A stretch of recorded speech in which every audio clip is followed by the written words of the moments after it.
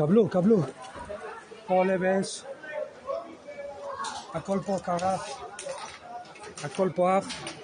अस्सलाम वालेकुम दोस्तों, आज 25 मार्च है। भारतीय वक्त के मुताबिक रात 12:30 बजे ईरान ने क्लस्टर मिसाइलों से तेल अवीव, बेनई ब्राक और गिवात शमूएल को दहला दिया है।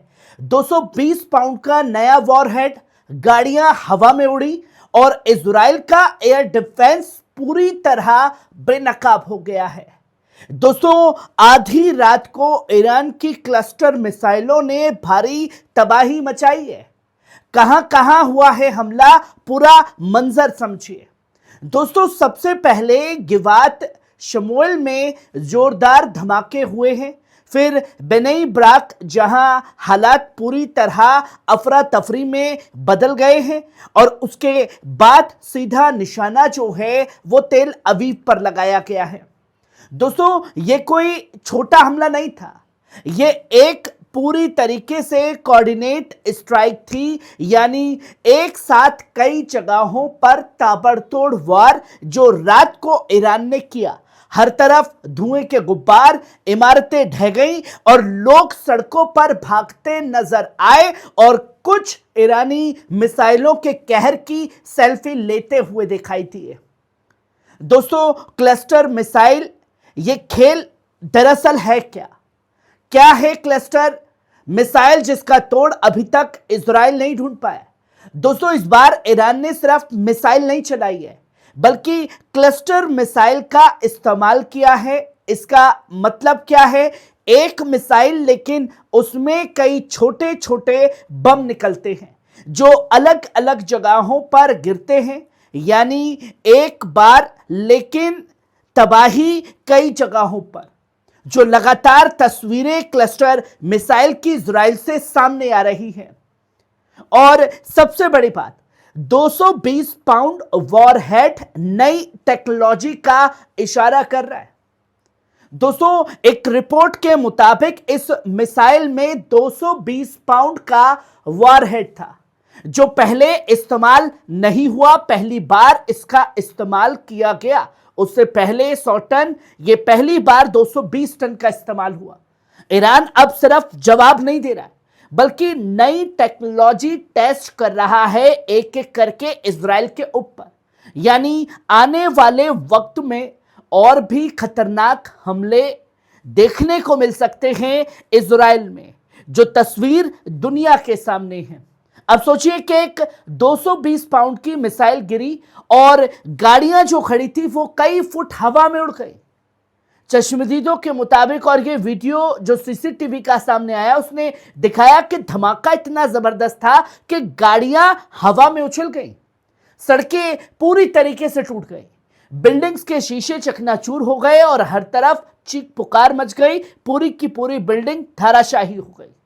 ये कोई साधारण स्ट्राइक नहीं थी, ये एक फिजियोलॉजिकल शॉक भी था जो दुनिया के सामने आया। यानी इसके बाद बेनई ब्राक सबसे ज्यादा नुकसान हुआ। सबसे ज्यादा असर क्लस्टर वॉरहेड का इजराइल के बेनई ब्राक में देखा गया, जहां दर्जनों लोग जख्मी बताए गए। मरा कोई नहीं है, जो संख्या लगातार छुपाई जा रही।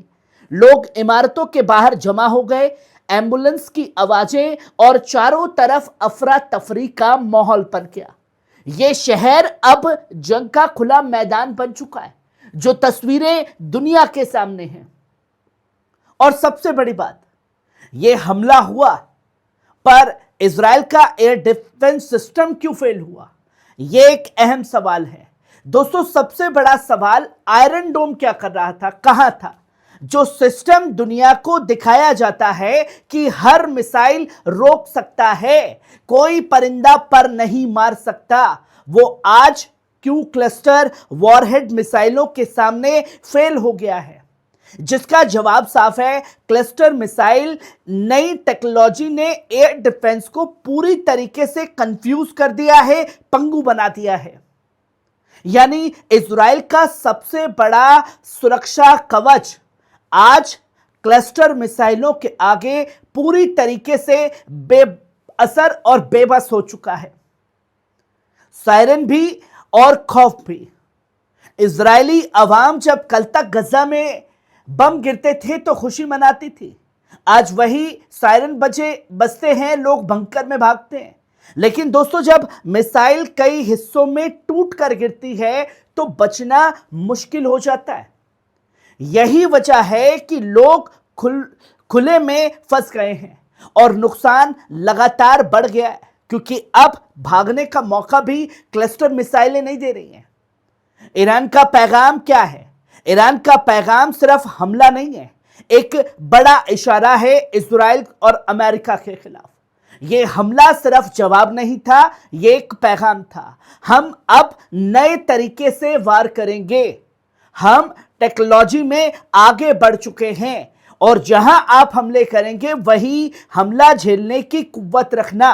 और सबसे बड़ी बात, यह हमला साफ तौर पर दिखाता है कि ईरान अब डिफेंसिव नहीं, ऑफेंसिव मूड में आ चुका है, यानी कि खतरनाक हमले की पोजीशन में आ चुका है, जो डे बाय डे ईरान करके दिखा रहा है। इजराइल की हालत अंदर से हिल चुका सिस्टम। जब राजधानी जैसे शहर सुरक्षित नहीं, तेल तो बाकी इलाकों का क्या हाल होगा? आज तेल अवीव में जो हुआ उसने पूरे सिस्टम की पोल खोल करके रख दी है। बेंजामिन नेतन्याहू को दुनिया के सामने नंगा कर दिया है। लोग खुद कह रहे हैं कि हम अब इजराइल में सुरक्षित नहीं हैं। ये तस्वीर दुनिया के सामने है। आगे क्या? जंग का नया दौर शुरू हो चुका है। किस तरफ जंग जा रही है? दोस्तों, ये सिर्फ शुरुआत हो सकती है।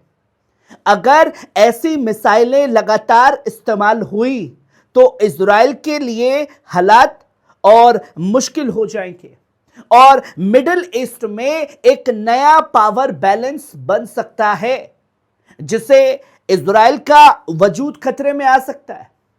जो कि बार बार ये तस्वीरें ईरान के हमलों से सामने आ रही है और इस आग को भड़काने का काम ईरान ने नहीं किया।